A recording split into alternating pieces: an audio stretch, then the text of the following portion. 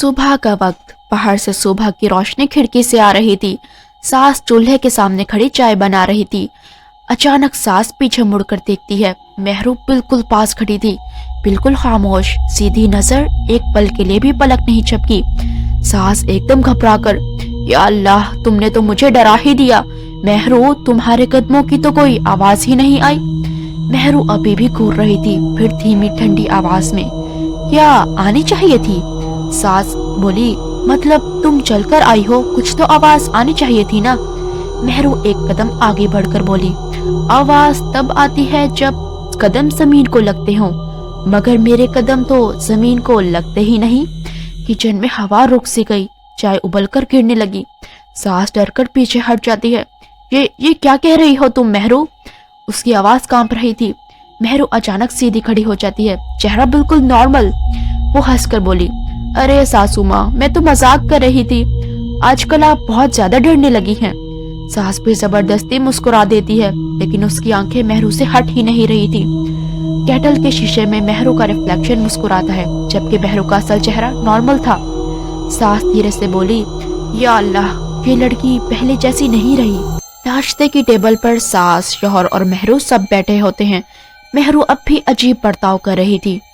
ساس بولی، مہرو، آج چائے تھوڑی ٹھنڈی لگ رہی ہے۔ مہرو آنکھیں اٹھائے بنا، ٹھنڈی چیزیں مجھے پسند ہیں، جیسے کہ قبریں۔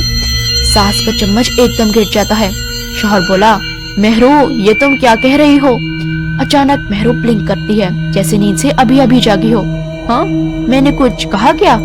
ساس بولی، تم نے کہا قبریں۔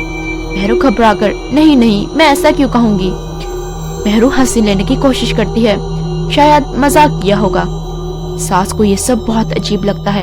مہرو زمین پر پیر رکھ کر چلتی ہے، گھنگروں کی ہلکی چھنچن جو گھر والوں کو سنائی نہیں دیتی۔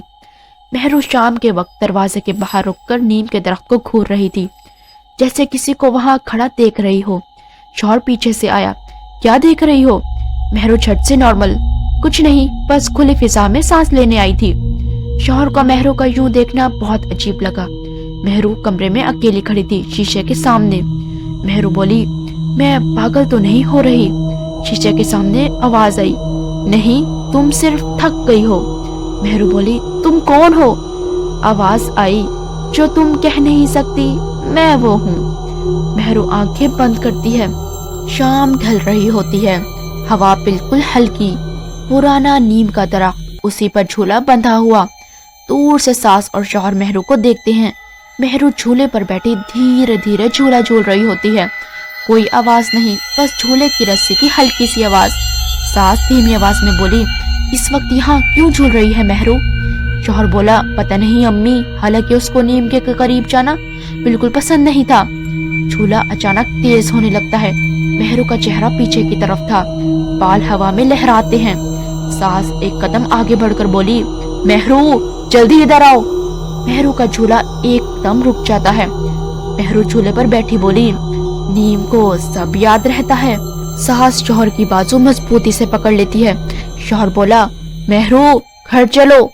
مہرو جھولا دھیرے سے روک کر پیچھے دیکھتی ہے، چہرہ بالکل نارمل۔ آپ لوگ یہاں کیوں کھڑے ہو؟ شوہر بولا، تم نیم کے پاس کیوں آئی ہو؟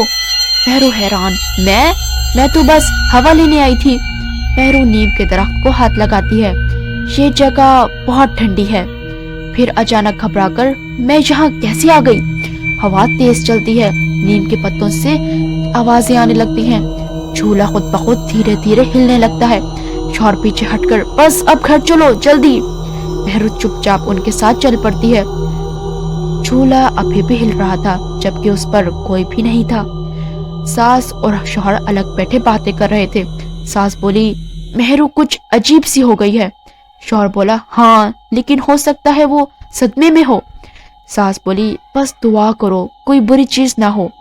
مہرو اندھیرے میں کھڑی سب سن رہی ہوتی ہے، لیکن اس کے چہرے پر کوئی تاثرات نہیں تھے۔